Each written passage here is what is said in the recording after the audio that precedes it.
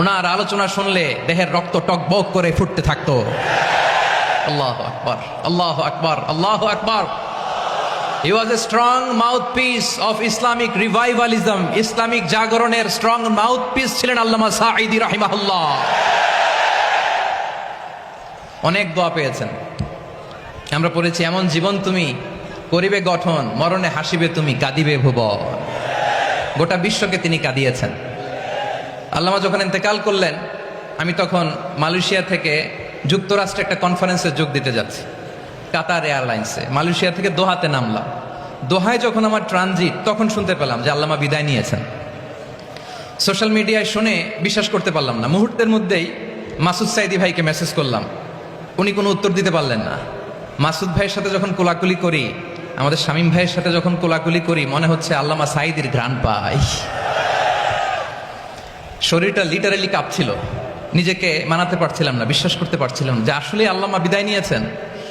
In the mean time আমার second flight, দোহা two new York, 12 ঘন্টার ফ্লাইটে উঠলাম। ইন্টারনেট থেকে বিচ্ছিন্ন হলাম। নামার পরে শুনলাম আল্লাহু আকবার, যেখানে ওনাকে কবরস্থ করার কথা ছিল সেখানেও কবর দিতে দেয়া হয় নাই। ছবিগুলো দেখতে লাগলাম, হাসিমাখা মুখ, হাসিমাখা নিথর দেহটা। মরণে হাসিবে তুমি, কাঁদিবে ভুবন।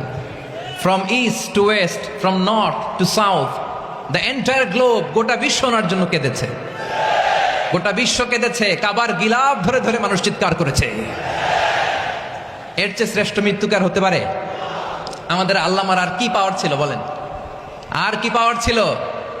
কুল্লু নাফসিন যায়িকাতুল মাউত, যারাই দুনিয়াতে আসবে তারা ইন্তেকাল করবে, এটা আমরা মেনে নেই, এটা আমরা জানি। কিন্তু অবাক করা বিষয় হচ্ছে, আমরা আজও জানি না আমাদের আল্লামার মৃত্যু কি স্বাভাবিক হয়েছে নাকি এটা পরিকল্পিত মেডিকেল কিলিং ছিল। এটা যে পরিকল্পিত মেডিকেল কিলিং ছিল, এটা ধারণা করার পেছনে অনেক কারণ আছে। তিনি আধিপত্যবাদের বিরুদ্ধে সোচ্চার ছিলেন, ফ্যাসিবাদের বিরুদ্ধে সোচ্চার ছিলেন, রাজনৈতিক প্রতিহিংসার শিকার ছিলেন। এজন্য এটা মেডিকেল কিলিং হতে পারে, এ ধারণা আমরা করতেই পারি। আওয়াজ করে বলেন ঠিক কিনা? যেই সময়টা আমরা কাটাচ্ছি, এত সুন্দর সময় বাংলাদেশ আর পাবে না। আমাদের জন্মের পর থেকে এরকম চমৎকার সময় আমরা পাই নাই। এটাই আসল সময়। আমরা ইন্টারিম গভর্নমেন্টের কাছে দাবি জানাই, উচ্চতর তদন্ত কমিটি করে এটা কি হত্যাকাণ্ড ছিল নাকি স্বাভাবিক মৃত্যু ছিল, এই রিপোর্ট গণমানুষের কাছে প্রচার করে জানাতে হবে। এই দাবির সাথে কি সবাই আপনারা একমত? কারা কারা একমত হাত তুলে দেখান।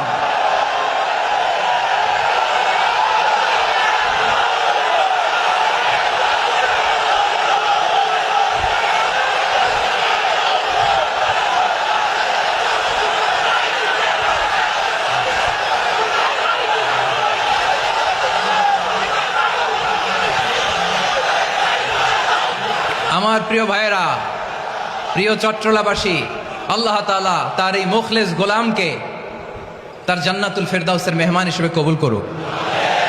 তার জীবনের সকল খেদমাগুলোকে কবুল করুক।